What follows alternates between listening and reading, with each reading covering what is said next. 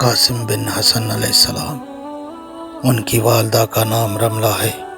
قاسم نوجوان تھے، شاید حد بلوغ تک نہیں پہنچے تھے جب میدان میں جانے کے لیے امام حسین علیہ السلام سے اجازت لینے گئے تو آپ علیہ السلام انہیں سینہ سے لگایا اور دونوں اتنا روئے کہ بے ہوش ہو گئے۔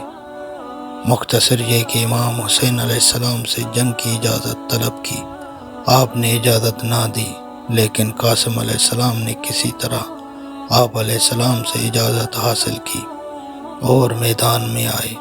رخسار پر آنسو بہہ رہے تھے۔ لکھا ہے کہ قاسم علیہ السلام حسن میں چاند کی مانند تھے۔ بچپن ہی میں شدید جنگ کر کے 35 دشمنوں کو قتل کیا۔ حمید بن مسلم کہتا ہے، میں کوفہ کی فوج کے درمیان میں کھڑا اس جوان کو دیکھ رہا تھا، پیراہن اور نالین پہنے تھا کہ اچانک ایک نالین کا تسمہ ٹوٹ گیا۔ مجھے یاد ہے کہ اس کے بائیں پیر کی نالین تھی۔ عمرو بن سعد ازدی نے مجھ سے کہا کہ میں اس پر حملہ کروں گا۔ میں نے کہا، سبحان اللہ، تمہارا کیا ارادہ ہے؟ خدا کی قسم، اگر وہ مجھے قتل بھی کر دے تو بھی میں دست درازی نہیں کروں گا۔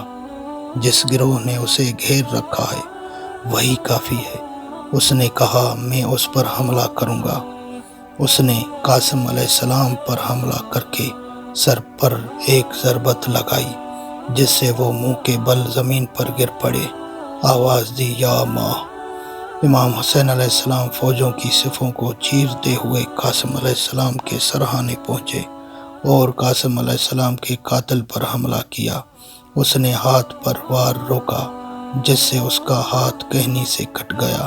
اس نے کہا، میری مدد کرو۔ فوج کوفہ اسے بچانے کے لیے دوڑی۔ دونوں کے درمیان شدید جنگ ہونے لگی جس سے قاسم علیہ السلام کی لاش گھوڑوں کی سموں سے پامال ہو گئی۔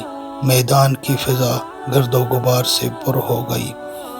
جب گرد بیٹھ گئی تو میں نے امام حسین علیہ السلام کو دیکھا کہ قاسم کے سرہانے کھڑے ہیں اور قاسم علیہ السلام ایڑیاں رگڑ رہے ہیں۔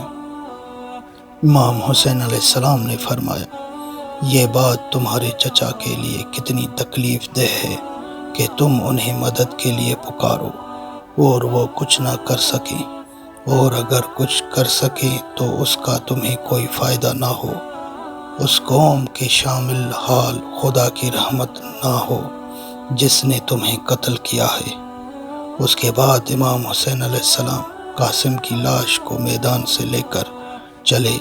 حمید بن مسلم کہتا ہے، میں دیکھ رہا تھا کہ قاسم علیہ السلام کے پاؤں زمین پر خط دیتے جا رہے تھے۔ میں نے اپنے دل میں سوچا کہ یہ لاش کہاں لے جا رہے ہیں۔ میں نے دیکھا کہ آپ علیہ السلام نے قاسم کی لاش اپنے بیٹے علی اکبر علیہ السلام اور دیگر شہیدوں کی لاش کے برابر میں لٹا دی۔ کتاب صحیفہ کربلا، پیج نمبر 307 اور 308۔